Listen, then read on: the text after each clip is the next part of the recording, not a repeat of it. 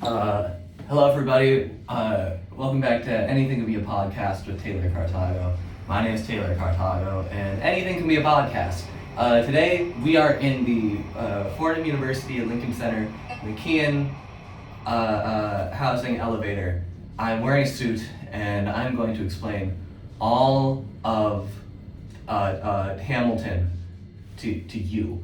I'm going to explain all of Hamilton. So, it starts off, right, and Alexander Hamilton, okay, before Hamilton was like put on Broadway and everything, Alexander Hamilton was not that well known of a name. People were always just kind of like, oh, Alexander Hamilton, isn't he on like the $5 bill or something? Is he on the $5? I don't know which bill he's on. I'm gonna be honest, I'm not the biggest Hamilton fan, but Alexander Hamilton, he was like not that popular of a guy, and all of a sudden, it's like, oh man, like that's crazy. Alexander Hamilton, like, you know, he like pops into the cultural zeitgeist, right?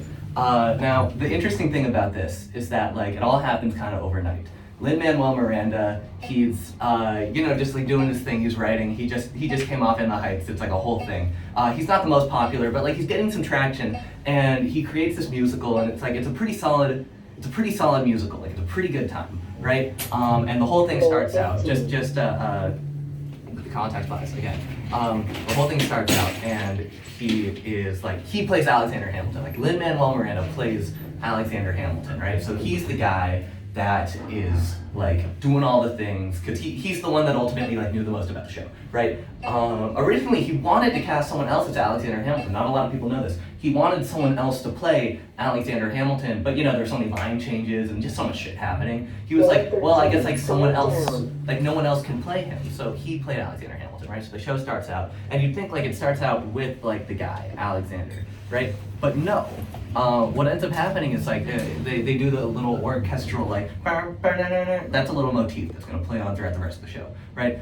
They do that, and the first guy that pops up is actually Aaron Burr. Aaron Burr, he's kind of like our narrator for this show. He's the guy that's kind of like directing like what's going on, is kind of from his point of view, and we'll get to why that is later. But you know, Aaron Burr, he's starting to think, he's like, how does a bastard, you know, he's describing Alexander Hamilton, he's like, oh, who is this guy, right? It cuts to another guy, he's like, oh, well, here's some things about him, here's some things that happened to him, here's some things that happened to him, and this entire, like, first bit of the show, you're like, who is Alexander Hamilton? That's the whole point of the song, the name is Alexander Hamilton, right? So, Alexander, right, supposedly he's an immigrant, I forget from where, but he, essentially, Alexander Hamilton, like, he comes in on ship, right? He comes in on ship. You can come in. It's all good. So he comes in on this ship, and then they're like, "What's your name, man?" He's like, "Alexander Hamilton." Now, when the show first started, I believe that like the whole like him going like Alexander Hamilton, like that wasn't really like that big of a moment, you know? Like it was like kind of decent, like whatever, blah blah blah. But then like as the show gained more traction, like as more people started to watch it, and more people started to like kind of get introduced to the concept of like the Hamilton musical, like people started like clapping during that part, because it's like, oh, you know, like that's the guy that plays Hamilton, that's the titular character, Hamilton, right? So during that part, sometimes people will be clapping. It's customary to do so, but they go like Alexander, and then you start clapping. Sometimes it's a standing ovation, depends on the day. You know, there's Alexander Hamilton, you know, and there's a million things he hasn't done. Okay, at this point in time, like he is just a child, right? And the entire intro is kind of like foreshadowing what the rest of the show is about, right? So the first half of that intro is them going like, okay, well here's Alexander Hamilton, like here's how his parents were, here's how his family life was before he moved to America, like here's all these things, right? And then he kind of introduces this like post, like him immigrating to America lifestyle, right? So it's like he moved with his cousin, and then like his cousin died, and then like another person was here, like his mother is dead too. Like he doesn't have a lot of people in his life, right? Alexander Hamilton was coming from a place like in his lifetime where like a lot of things are not going well for him, right? So it's like a whole like switch in his mind, like, oh man, like what do we do? Like this is like the inciting incident for the rest of the show, right? And then we kind of get into this like future foreshadowing thing where like they talk about his interests and they talk about like what he's best at. They're like, oh, he's good at reading, he reads a lot, he writes a lot. Like these are things that are going to be really important later on in the show, right? Really great that we're mentioning it here. And then you also kind of get like a backstory for like who his future wife will be, who like his like I don't know, like the future people in his life are going to be, like who he's going to fight the Revolutionary War with, who he's going to have an affair with. Like all these different people are all going to be like kind of in that title sequence, right? So you have all of them. At this point in time, you don't really know who any of them are. They're all wearing like pretty generic clothing, like nothing to really separate any of them, because they're all like very they're not like as distinct in your head yet, right? So it's like a whole thing. And Alexander Hamilton, right? He's just walking around. He doesn't recognize that people are narrating over this entire part of his life, and it's like it's a whole thing for him, right? But then you get to the part that's like, we fought with him. It's like some of the guys that fought with him. It's like we trusted him. It's like some of the guys that trusted him. I don't fucking know. We thought he was a really, really cool guy, right? It's like a bunch of people that thought he was cool. And me, I loved him. And me, I loved him. There's like multiple women on stage. That's a game changer, right? Because you thought like Alexander Hamilton only had one wife. Oh boy, but we're not gonna get there yet. Right? So then we get to like the next song. In Hamilton, there's no dialogue really. All of it's kind of told through the rap and the poetry that Lin-Manuel Miranda has created. But essentially, he's like walking around like the little town square of, I think, New York, right? And he runs into this guy, Aaron Burr. He was the guy that started the intro, like in the first part, right? So Aaron Burr, like he starts the thing, and now he's running into him as like an actual character in the show. He has no previous recollection of what he was doing in the narration, right? And he's like, oh my God, it's Aaron Burr. And Aaron Burr's like, how the fuck do you know me? And he's like, oh, Aaron Burr, like I've been studying up, I've been reading up, like I know so much about you, Aaron Burr, because like there's just like so much dialogue. There's like a huge dialogue going on between like Aaron Burr and all the things he's doing and all the accomplishments that he has, just like pre-Revolutionary War. And it's like, oh, you know what, like you went to this school, like I went to this school, whatever. Like they have a lot of connections. We find out that Aaron Burr was also an orphan. Aaron Burr's an orphan, Hamilton's also an orphan. They bond over these things. They're like, oh my gosh, like where have you been all my life, right? They become really good buds. They become friends really fast, right?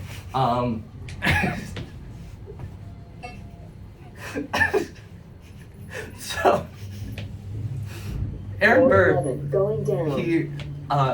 he's running into the quad. He's like, oh, like, what happened? Lin-Manuel Miranda actually reveals that he got into Alexander Hamilton, he reveals he got into a fight because of something that happened Revolutionary War-wise. Like, he punched a guy, and this is a person that Aaron Burr knows decently well, right? But Aaron Burr is like, oh, you know what, like, that's okay. Like, that's fine. Like, you did it for your moral values. Like, you have a strong moral compass and a strong moral code, at least at this point in time. We're going to get to that. Alexander Hamilton, like, he gets, like, some things happen in his life where his moral code is kind of iffy. But at this point in time, like, he's doing pretty well for himself, right? He's only 19. But his mind is older. So anyway, Alexander Hamilton, now he's, like, living his life doing his thing, right?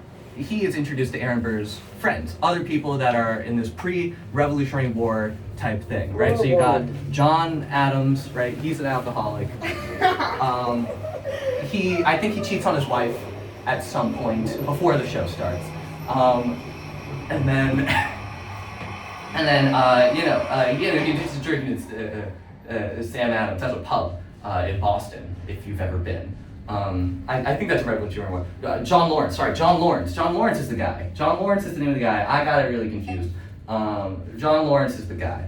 Then you are introduced to this guy, and also another immigrant, right? He's another immigrant, Marquis de Lafayette. He is a French man, and he, he's joined the revolution because the French people around this time are also going through their own revolution, and a lot of the revolutionary ideals and things that these people are kind of creating and justifying in their heads. It's like a whole thing, right? So Marquis de Lafayette for short, he is now a part of this Revolutionary War type thing. I gotta think about who the next guy is. Hercules Mulligan. Hercules Mulligan. He's just another one of those guys. He's there's not really much to say.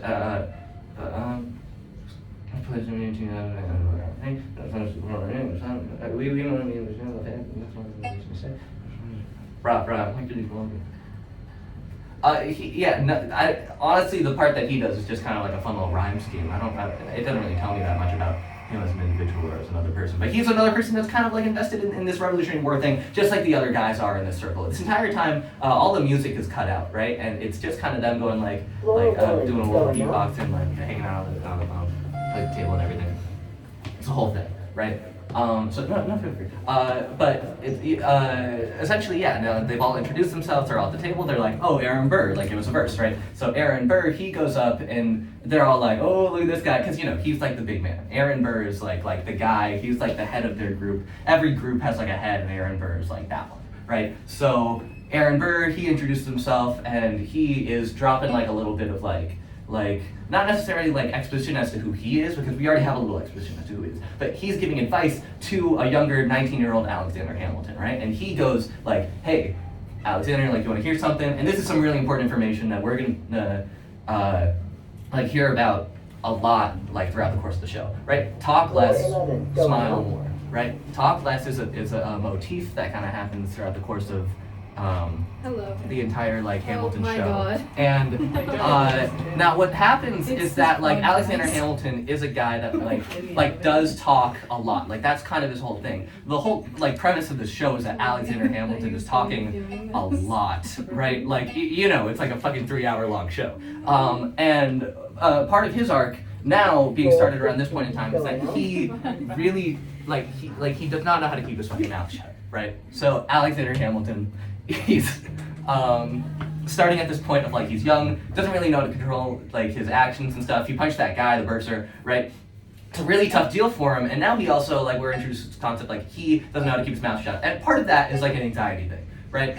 We see like a little moment of his anxiety, and this kind of thing happens in like a rule of threes kind of thing, where and a couple times in the show you'll see Alexander Hamilton, and he's like doing his thing, and he cuts like from the action in the show to like staring directly at the audience. And at this point in time, he's like, "Oh man, I'm real nervous. Like I don't know what's gonna happen." And this kind of segues us directly into my shot, right? My shot is like a whole kind of thing of like, "Oh, Alexander Hamilton, like what's going on in your brain?" Because this entire time, like Aaron Burr, or whatever, like that's all exposition, right? It's all expositional, and we kind of just get a feel for like who the characters are, like who the people are, but it's like this is like a new thing for him, right? It's like this is now the point in time where we get to see like what's inside Alexander Hamilton's mind and what's going on inside like his brain, right? So my shot starts there like, "Oh, who's this fucking guy? Like, what's he doing here? Like, he's just a 19-year-old,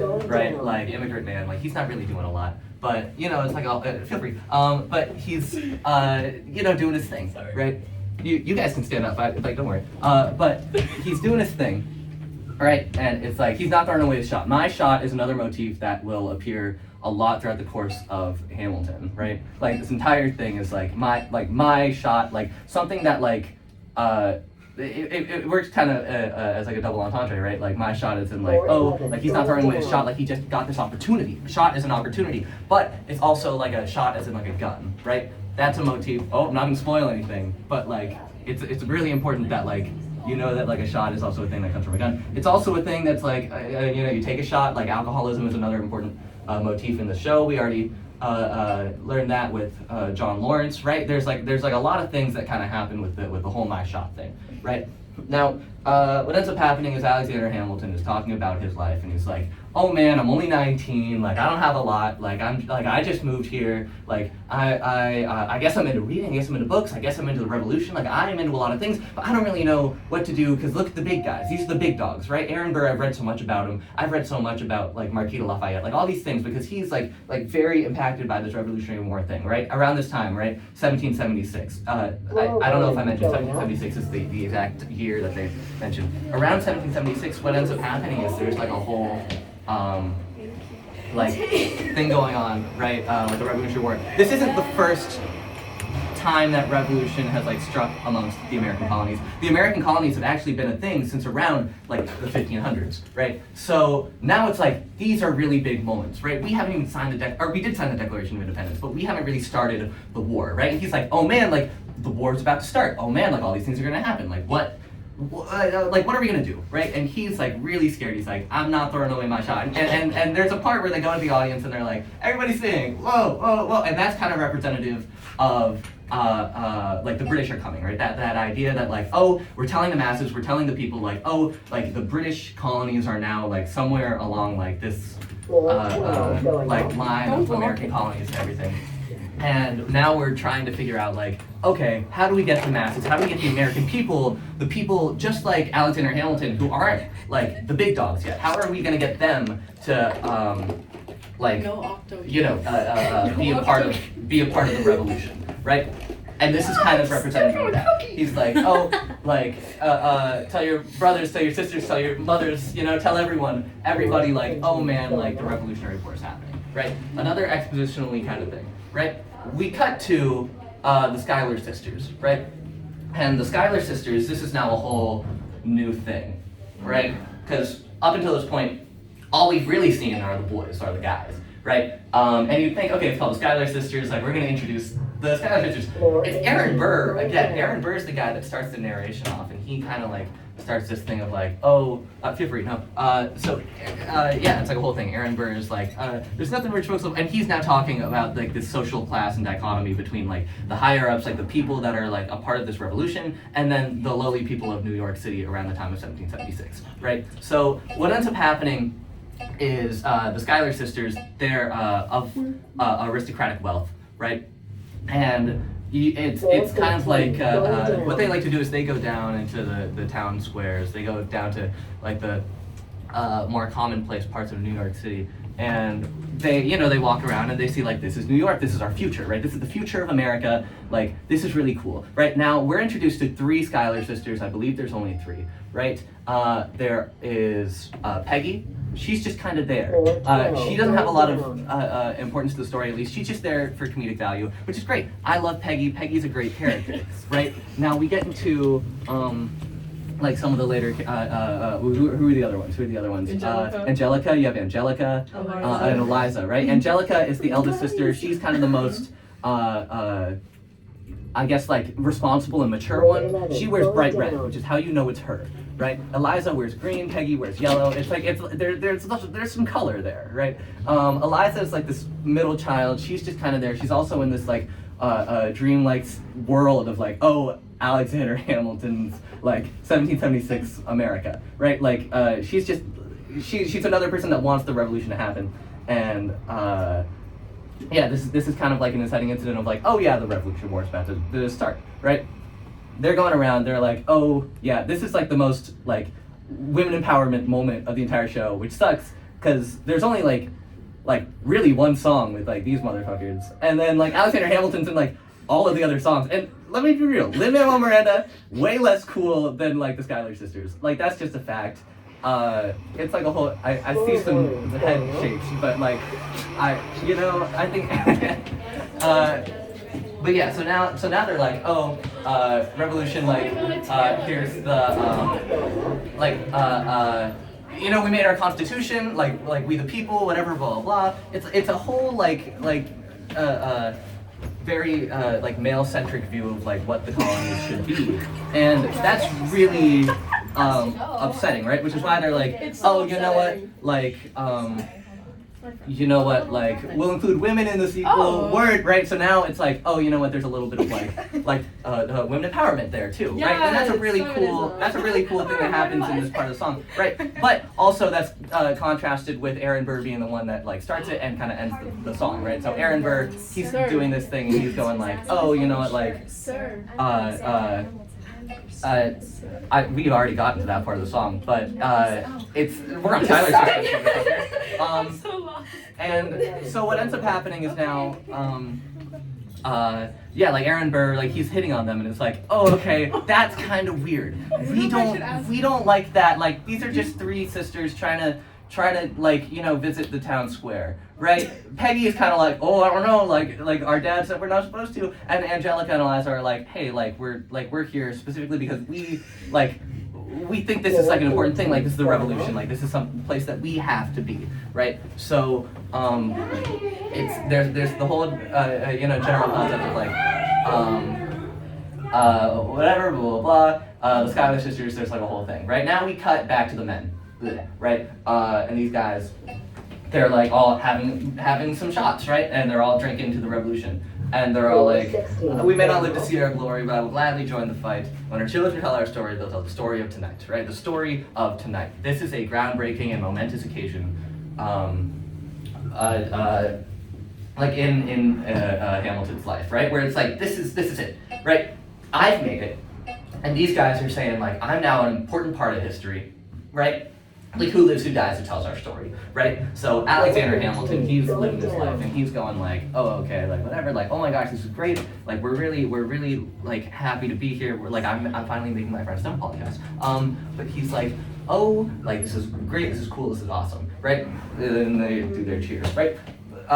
There's not much else there other than the fact that like you gotta know like one, they're getting closer together. 2, shots. Oh, like my shot. And 3, we have the concept of like children. When children tell our story, history, like what's going to happen. This is another thing that Hamilton kind of struggles with. It's like, how am I going to be mentioned in the future? Because this is such an important part of like American history, right? This is like the start of the colony. It's like when they write the history books, it's like this is going to be about us, right? And at this point in time, he has no doubt in his mind that like his legacy is going to be this, right? He's an important figure, right? Alexander Hamilton, right?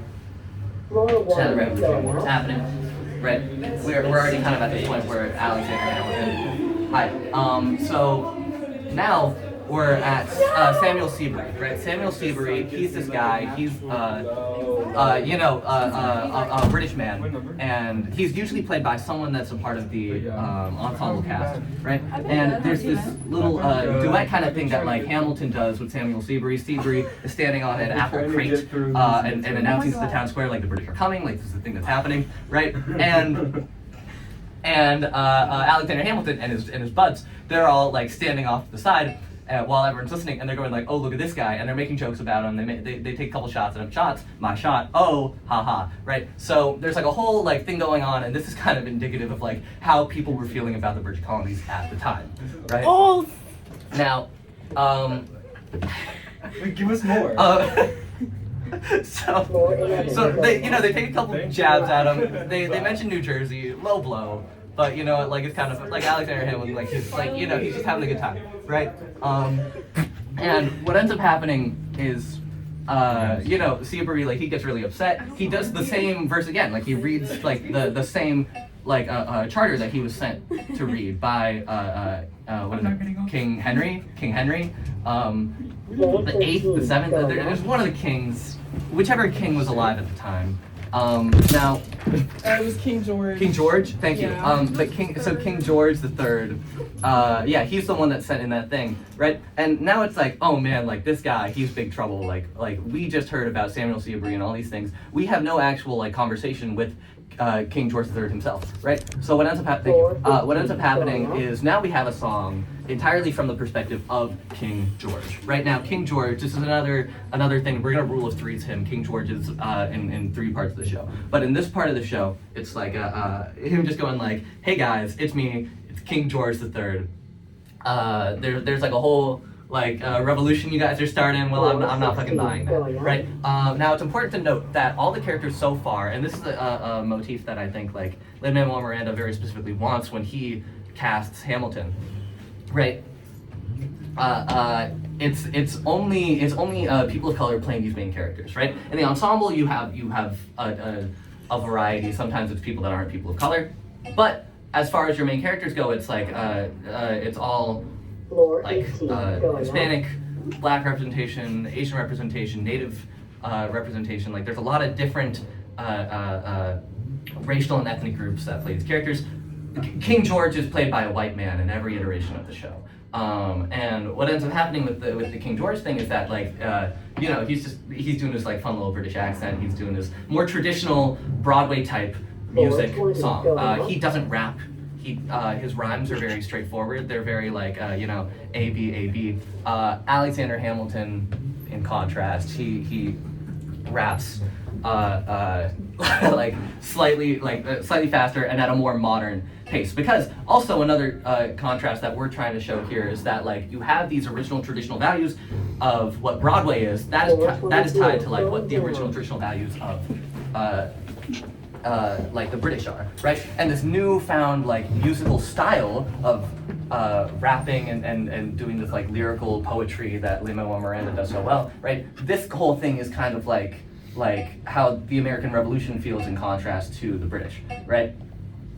Anyway, you have your King George III, and he's doing this like la da da da da, and he does this whole thing, right? It's like a whole like whatever, blah, blah, blah, right? And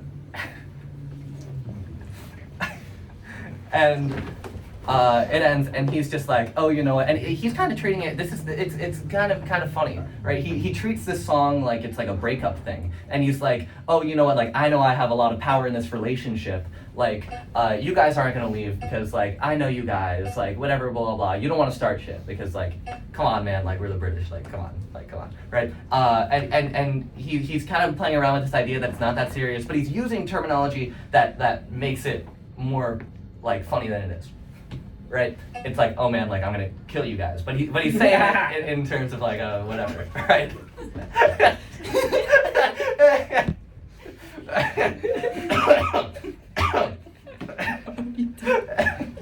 Now what ends up happening is now we're cutting over to like the midst of the Revolutionary War, right? You have your general first couple battles and you have your general like conversational moments, right?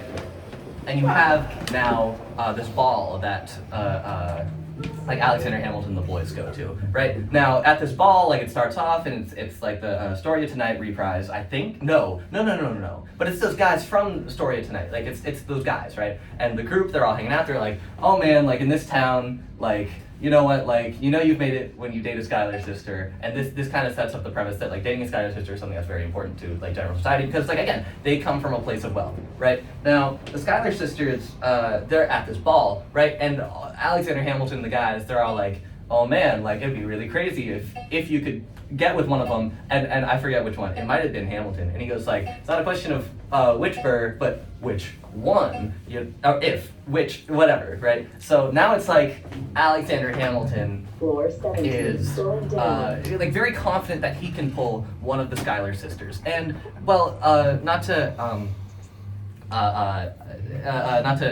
like spoil the rest of the show, but what ends up happening, ironically enough, is that he pulls more than one. So now there's this interesting conversation of like, oh man, like he later on dates Eliza, marries Eliza, has a kid with Eliza, right? Around this time, he is still with this idea in his head that like he's gonna be with Angelica Schuyler, right? He really has no the whole time? specific love in his heart for any of the Schuyler sisters, and this is more like a title thing. Later on in the show, obviously, like he gains like whatever blah blah blah, but he's a pretty awful guy, right? But what ends up happening? Do you say you don't know? He broke his. I know what's going on. I'm just here for the show. Well, what ends up happening now is he meets Eliza, right? And we get this the scene of Alexander Hamilton meeting Eliza and going like, get some my name's milk, Alexander Mason. Hamilton.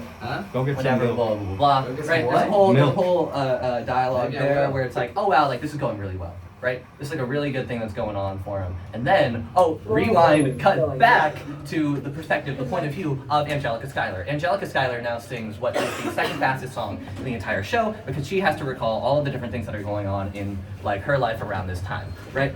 So what ends up happening is Angelica Schuyler, she does like a little monologue. Spotlight kind of hits her. Everyone is on like the turntable, kind of going backwards, right? And that is symbolic of like time rewinding, right? So she's like, oh man, like these are the feelings I've been feeling. Like Alexander Hamilton, he was such a good guy. Like we hit it off. Like whatever, blah blah. I was gonna marry Alexander Hamilton, but Eliza, like there were complications with like my sister, and she at this time is going like, man, I love him, but Alexander Hamilton is objectively like a really shitty guy, and he is a really shitty guy. Like Alexander Hamilton fucking sucks, dude. He's an awful person, right? But Angelica is kind of the first person to recognize that and understand like, hey guys, I'm warning you, I'm telling you, a lot of the show is about warning, right? Like shitty things are gonna happen because of this, right? But she kind of plays it in a way where it's like she's still proud of her sister, Eliza, right? So now you have this interesting dichotomy of like, oh, there's like character like Eliza, right? She doesn't really know what's going on. She's just happy to be there, and she's like, oh my gosh, Alexander Hamilton, blah blah blah. Angelica doesn't say anything about that. She doesn't mention the fact that Alexander Hamilton's the bad guy because again, there's kind of like this like symbiotic relationship that one gets if you're a Schuyler sister marrying one of the founding fathers, right? It's like you get a lot of like personal clout dating a Schuyler sister because like they are a part of the aristocracy, they are rich, like they have like this like name. Schuyler is a very important name around the time of 1776, around the time of the Revolutionary War, right? But also the founding fathers, also very important names, and these are the guys that are really fighting like this war, right? So now it's like for these two to be dating each other, for these two to be marrying each other, this is really important news, right? But it's also a game to Alexander, right? And that's the tough thing, right? Now, you're kind of in this place of like, oh man, we're in the midst of the war. What's going on, right? You have scenes where you have George Washington now. George Washington is now a major character in the show. He is going like, hey, like Alexander, I've been told that you're like a really cool guy. Like Aaron Burr has kind of talked to you. Supposedly you guys keep meeting, whatever, blah, blah, blah, blah, right? I want you on my side. I want you doing these things. I want you doing like X, Y, and Z for the war, right? And it becomes a whole like victory moment for Alexander Hamilton, right? Where it's like, oh man, like this is now when I've made it because now I'm a part of the war. I'm fighting the war. I'm a general. I'm a leader. I'm helping them out, right? What ends up happening? Stay with me now. Is Alexander Hamilton and Eliza now have a child, right? They're about to have a child, right? So Alexander, he's like, oh man, like all these things are happening, whatever, blah, blah, blah. I don't know, like what's gonna happen in terms of like the war. George Washington, he's like I need a right hand man, like I need someone on my side, right? Like I need like something. Alexander, if you can't be there, like, oh god, I don't know what I'm gonna do, right? But Alexander, like, he's not a part of the revolution for a little bit, right? And that's when you get Guns and Ships. Guns and Ships is now the fastest song in the show. That's indicative of the fact that, like, this is the most violent and, like, scary part of the war, right? You have all your major players, like, fighting, right?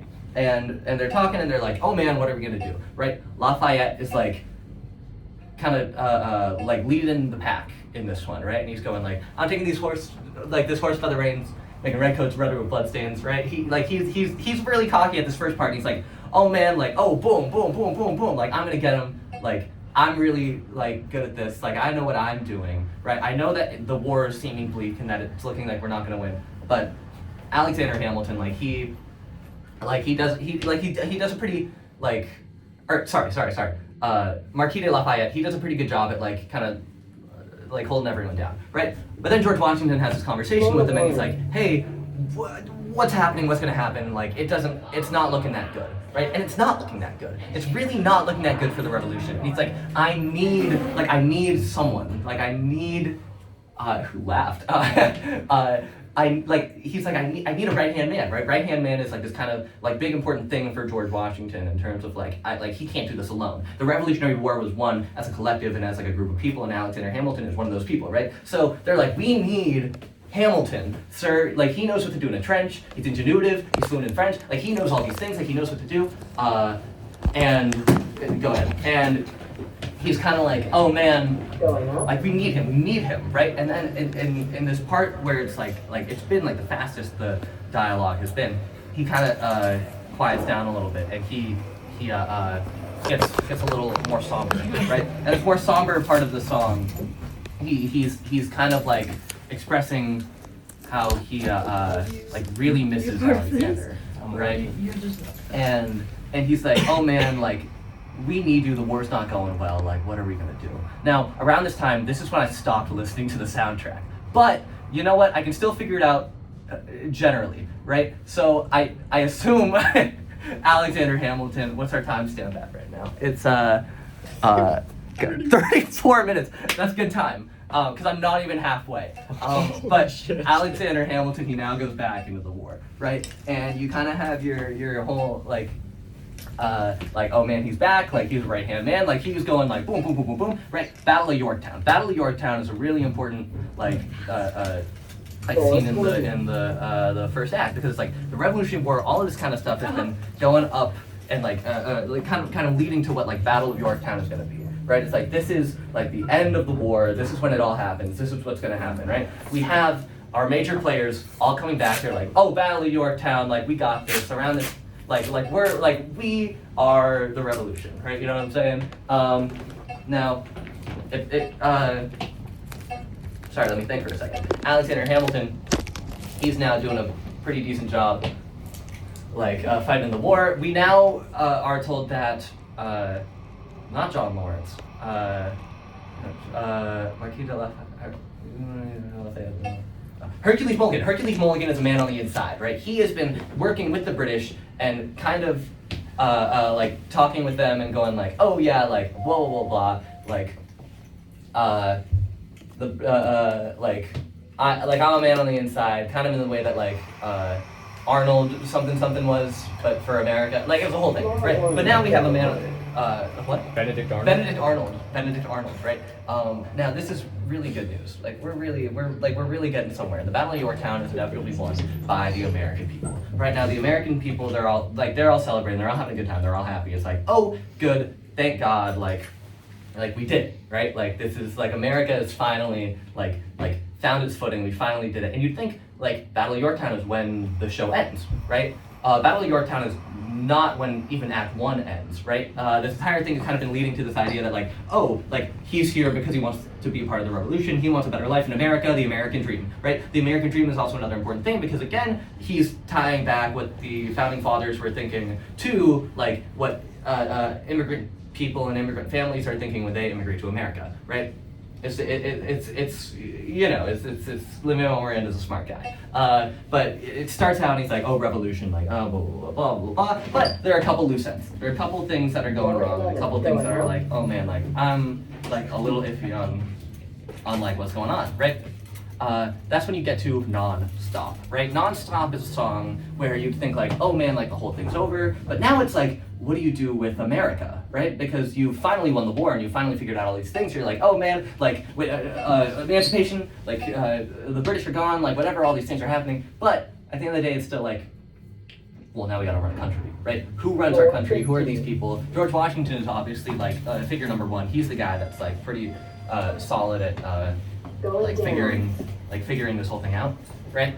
But as far as the rest of the cabinet goes, we don't really know who the cabinet is, right? But you know, Alexander Hamilton, there's a lot of treaties and a lot of things that are happening, a lot of things that need to be written, and Alexander Hamilton is writing non-stop. This goes back to this idea that they mentioned in the first part of the show, where he's like, what is like my legacy gonna be? Like what is like history gonna say? When our children tell our story, they'll tell the story of tonight, right? These are things where it's like Hamilton's like key motivations are that he wants to be remembered and he wants to be doing a good job for America so that the future can also be good, right?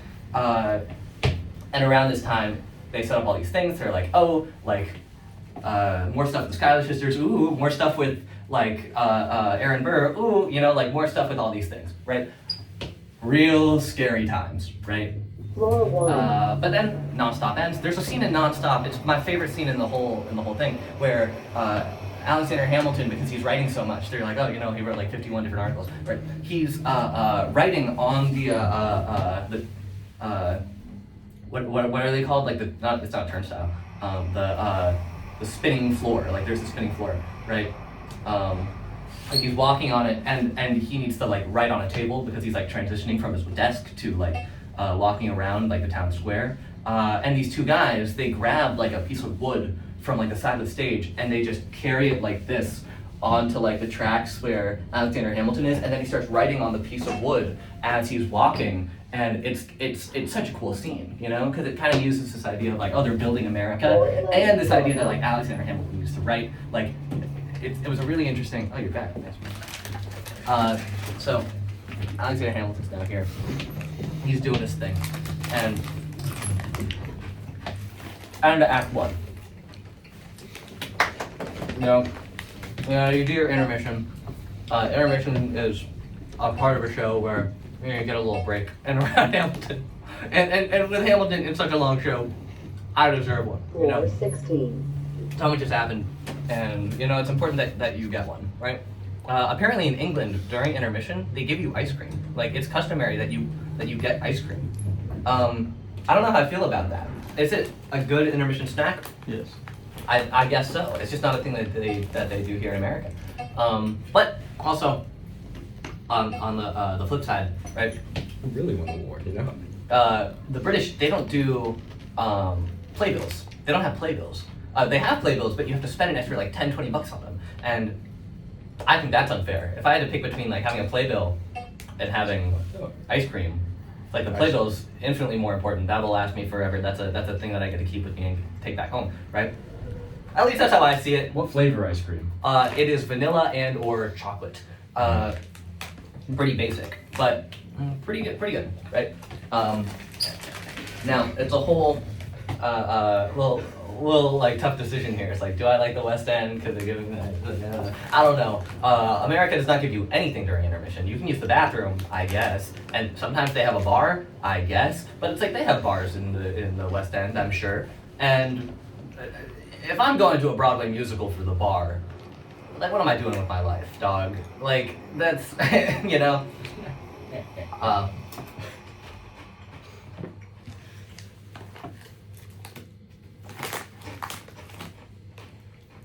Quick intermission.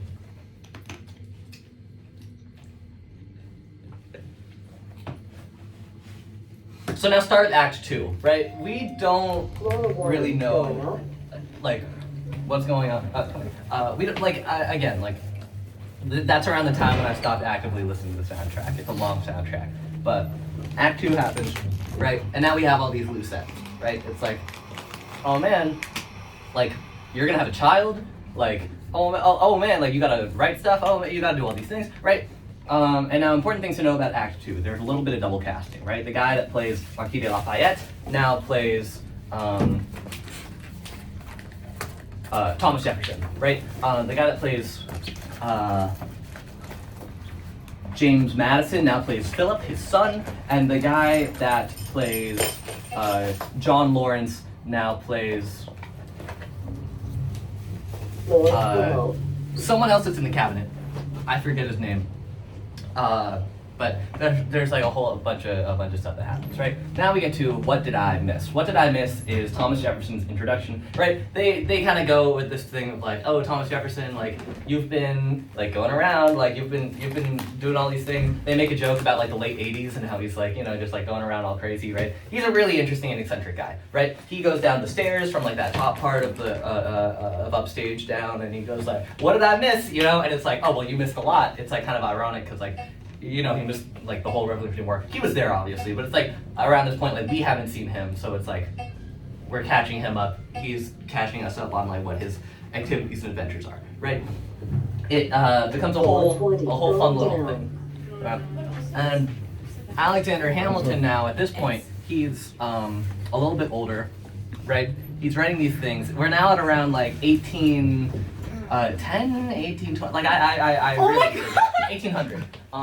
But there's yeah. So now he's writing. He now has a child. He now has Philip, his child. He has Philip with Eliza, right? And Eliza is kind of taking care of Philip. They wrote back and forth during the war of like, oh yeah, like Philip, whatever, blah blah, like blah blah, right? We now see Philip as a young child, and we're teaching him things. Like we're teaching him how to count in French, right? It's like whatever, blah blah blah, right? Now, You guys are so mean. now we're teaching Philip how to count to 10, And that's an important motif. Counting 10 is a very important motif in Hamilton, believe it or not, because 10 is the exact amount of commandments in a duel, right? Yeah, like we hear all these things about Philip. We go like, oh yeah, blah, blah, blah, blah, blah, blah, blah. I'm going a little out of order, but that's just because, like, again, Act 2 is kind of like in my head, right? But, you get to 10 dual commandments, right? 10 dual commandments. They got this little fanfare that happens, right? And they describe the 10 commandments for when having a duel, like what is customary, what you do, like what the rules are, how you win, right? Now, what happens in a duel is two men stand like back to back, right? And you count to 10. It's like 1, 2, 3, 4, 5, 6, 7, 8, 9, and then on 10, you turn around, you shoot, right? Now, there are rules in place to make sure that things go well and to make sure that things are like fair and just and that no one's unfairly harmed in the duel. The end of the duel is obviously like someone's gonna die, but all these things are put in place. I fully do not remember any of the rules other than the fact that it's like you count to 10 and you don't turn off. If you turn before 10, it's like, oh man, like you're gonna like oh boy, like that's not good, right? At the end of the day, the other guy dies, and it's not like you go to prison for it, I guess. Like, do you go to prison for a duel? I thought they shot That's you a if you murder. did. If you don't follow the rules. Well, it's all, but it's like a duel is not a thing written into our like American like legal system. This is just a thing that people did back before it was like when it was okay to shoot people, I guess. Unlike now. Unlike now when it's like not okay to shoot people. But anyway, like you're having all these things that happen. We're kind of adjusting to the rules, and now we have this idea of like, oh, America needs a national bank, right? There's this fight between like this like national bank and like not having one, right? I believe Who's that? I God, I need to take an American history class again, but I believe that How the hell do you pronounce this? Alexander Hamilton was in favor of a national bank, and Thomas Jefferson was not, right? The cabinet battle number 1. Cabinet battle number 1 is the two of them going like, oh, hey man, like, you fucking suck, dog. And the two of them are kind of arguing back and forth. At the end of cabinet battle number 1, Alexander Hamilton drops the mic like that, right? I think he won, right? There's a whole lot of stuff that's going on, and we're kind of understanding like the general ideas of like what their core beliefs are, what they're writing about, and what they want the future of America to look like through a rap battle, which is pretty cool, which is pretty sick, right? Well, you have your rap battle going on, and you have like a whole thing, what ends up happening around like after the cabinet battle, if I remember correctly, God, it's been so long. Fuck, dude, what happens after the cabinet battle? I guess we can talk about this new side plot that's happening. Alexander Hamilton being like a stupid, fucking annoying ass cheater to his wife. Now, Alexander Hamilton, he goes on a little trip, and he meets Maria Reynolds, right? And really weird scene happens where he's like, tell me how to say no to this, and then he like moans or something. Like Lin-Manuel Miranda, I think he moans somewhere in that song, but it's like a kind of weird, right? Maria Reynolds is like married to this guy. Alexander Hamilton was also married to his wife. Obviously, he has a kid, right? And now, like they have an affair, right? Alexander Hamilton, when he comes back, he like writes, and this is so fucking stupid. He writes down the accounts of everything that happened in a pamphlet so that he can send it back to Maria Reynolds. Now, it's one thing that he cheated. Awful, horrible, not good, in the slightest. But then he wrote it down and then just like put it into the postal system. Just like let it into the cultural zeitgeist, let it into the public. And this backfires a little bit later, but we're not going to talk about that right now. Right now, he is trying to figure out how like the presidency is going to happen, and then he's trying to figure out his bank, right? Again, he is writing non-stop. That's the name of the song from before. He is writing so much, he wants all these things to happen. Like, he has these ideals for what America should be, and, like, we really don't know, like, what's going to happen to, like, the future of the country. right? Around this time, Philip is getting a little bit older. Philip, you know, he's just doing his thing. He's like, Dad, like I want to be like you when I grow up, like whatever, blah blah blah. There's a lot of stuff going on in terms of like the future and the Bill of Rights and the Articles of Confederation and everything. Yeah, tell me about it. Now, the Articles of Confederation happen, and these are kind of an adjustment to what the original Constitution was saying, right? The Constitution had its general ideas and principles, and the Bill of Rights is kind of like the first 10 commandments of the Constitution, whatever, blah, blah, blah. I said 10 commandments there. It's not the 10 commandments. What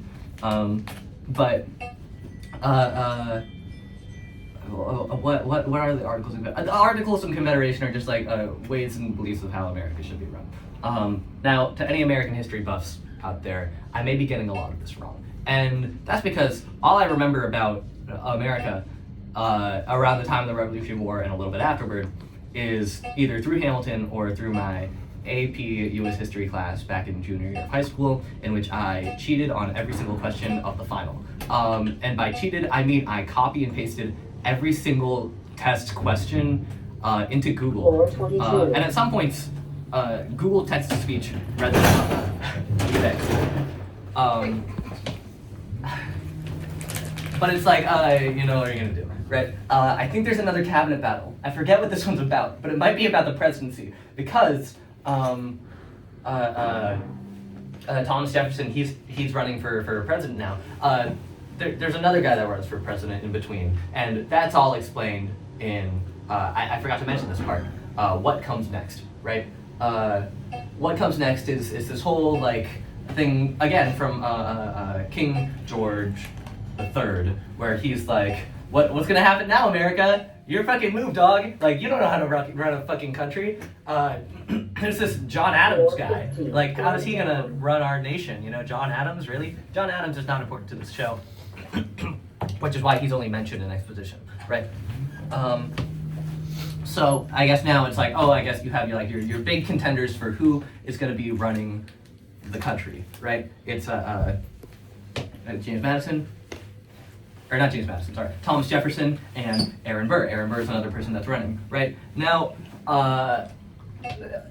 Alexander Hamilton has been friends with Aaron Burr for years, right? He's the first person that he met over before the Revolutionary War. There's like a whole bunch of history between the two of them, just as friends, as buddies, and you know, they're having this conversation of like, hey, like, you got my back, right? And it's like, of course I got your back. But Thomas Jefferson has this meeting. It's him, his vice president, and Alexander Hamilton. And they have this conversation. They're taking shots, they're drinking, my shot, right? They're doing these things and having this conversation about like what the future of America might look like. And this is after like cabinet battle number 2, I think, right? And at this point, it's become very clear that like Alexander Hamilton and Thomas Jefferson have two very different ideas of what America should be. But things are all kind of up in the air as opposed to like what like things should end up looking like, right? So what ends up happening is they have this conversation and no one knows what that conversation looked like, right? There's a lot of historical conversation, a lot of debate about like what happened in that room, what the conversation was, and Aaron Burr, this person that has been narrating a lot of this show, has a whole little monologue and soliloquy about like all these things that are happening, whatever, blah, blah, blah, right? And he's like, oh man, like, what just happened? Like, they all got invited to a party without me, like they're all hanging out, having drinks, and all of a sudden it's like, oh, I guess they're all buds now, right?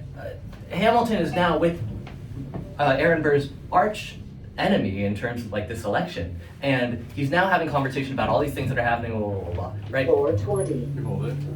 Alexander Hamilton is in the room where it happened. It's just like when his mind got like changed, right? There's a lot of things that were just like kind of up in the air in terms of like how the war was going to be, how the election was going to go out. And then after all this happens, Alexander Hamilton, like after the conversation, Alexander Hamilton goes up public and he goes like, if I had to say like which person being elected, like which candidate I vouched for, it would be Thomas Jefferson. Aaron Burr has no values, and at least Thomas Jefferson is like a cool guy. Crazy weird fucking statement, dog. Like your day one was Burr, but like, you know, there's like a whole bunch of shit, you know. Oh man, tough times. I completely forgot about Dear Theodosia, but it's so far into the thing I don't think I can like mention Dear Theodosia anymore. But Dear Theodosia is another song sung by Aaron Burr. This is a little footnote. It's another song sung by Aaron Burr. Theodosia is his daughter, I think. I don't know that much about this show. Or, sorry, I don't know much about American history, let alone the American history explained in Hamilton. But what happens next? I think there's another song sung by, what's their time? What's the timestamp? 55 minutes. Okay, I got 5 minutes. There's another song sung by the king, and the king is like, oh man, like you motherfuckers, like, oh, I got you, like what's going on, you know? I think, I don't remember, I just know these things 3 songs. And then, around the time of the election, right around the time that all these things are happening, the Reynolds pamphlet, the pamphlet that Alexander Hamilton wrote to Maria Reynolds, is found by Maria Reynolds' husband, right? Maria Reynolds' husband is now like, oh my god, you were cheating on me, what the fuck? And the pamphlet is let out, right? Reynolds' pamphlet happens. Everyone's like, Alexander Hamilton, he's never gonna be president. Wait, did he run for president? Wait, no, fuck. Alexander Hamilton might have run for, that might have happened before. Okay, so it's Alexander Hamilton, the Reynolds pamphlet happens, he was running for president, and now he can't because of the Reynolds pamphlet. And then he goes into the room where it happens, he talks with Thomas Jefferson, and they have this conversation. I think that's generally what happens.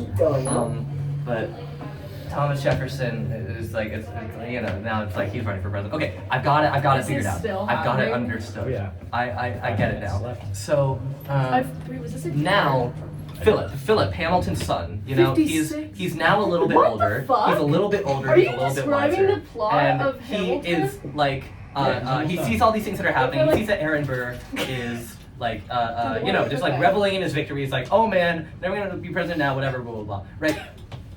Philip challenges Aaron Burr to a duel. Oh, right? And now they go out. This is like a whole thing, right? Eliza's already kind of like you know, really fucking upset by the whole Hamilton cheated on her thing. I would be too, honestly. I would have broken up with the motherfucker. But you know what? Like it is what it is. Philip, you know, he's only 19, but his mind is older, just like Hamilton, right? And he what is it? Yeah, he goes into this duel, right? And he loses. He loses to Aaron Burr, and this is kind of representative of how Alexander Hamilton will be later on in the show, in terms of like he will later fight Aaron Burr in a duel, right? Now, this whole thing with Philip happens. Alexander is like, oh my god, Philip, my boy, right? Oh my god, all these things are happening. This is awful. This is so bad. Like, oh no, God, like my son, my boy, right? And then what happens is you're kind of brought into another little like monologue from Alexander Hamilton in the song Hurricane. Hurricane kind of goes back to what his life was back when he was a kid, right? And it ties like the events of his childhood into the events of like what happened like just now. And it's like, in the eye of a hurricane, there's quiet for just a moment, and it's kind of like, you know, when his mother died, when his father died, something. He was 9, right? There's like a whole bunch of stuff that happened back when he was a child, and it's like, oh man, like all these people have died in my life, and now it's like all these like people are dying in his life. Philip is dead.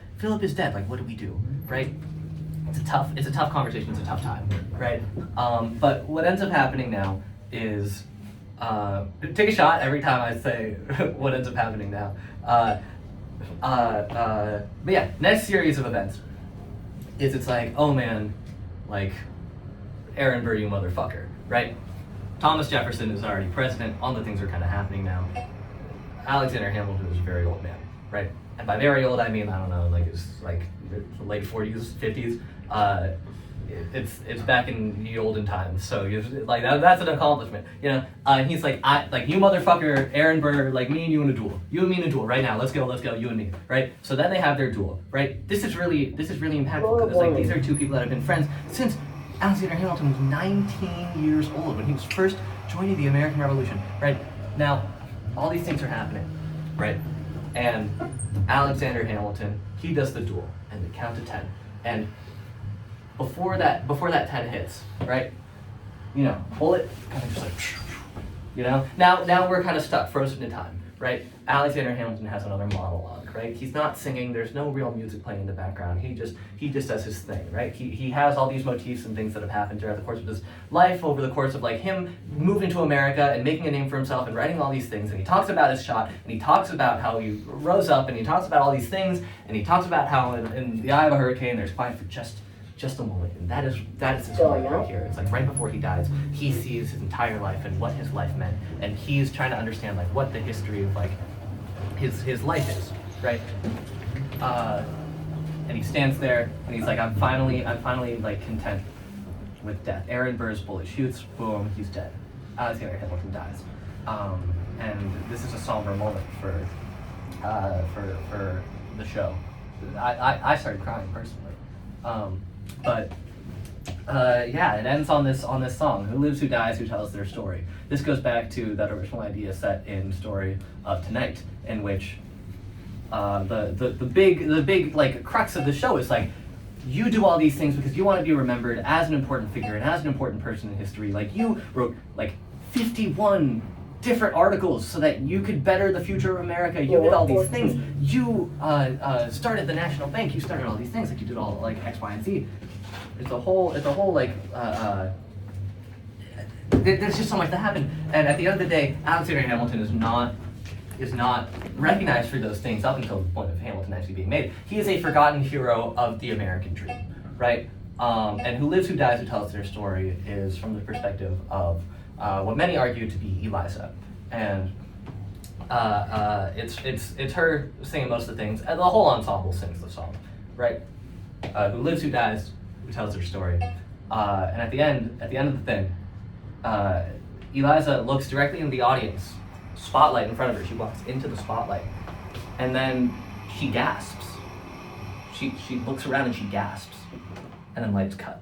Now, as to what that ending means, a lot of people have debated, but what my interpretation is, and what the interpretation of many is that Eliza sees that Lin-Manuel Miranda has made a show about the life of her and her husband, Alexander Hamilton, and thinks to herself, it is years in the future, and the people are now coming to see a show about my life. Someone, and she, at this point in time, thought that she was not going to be one of the people that was remembered, and now she is.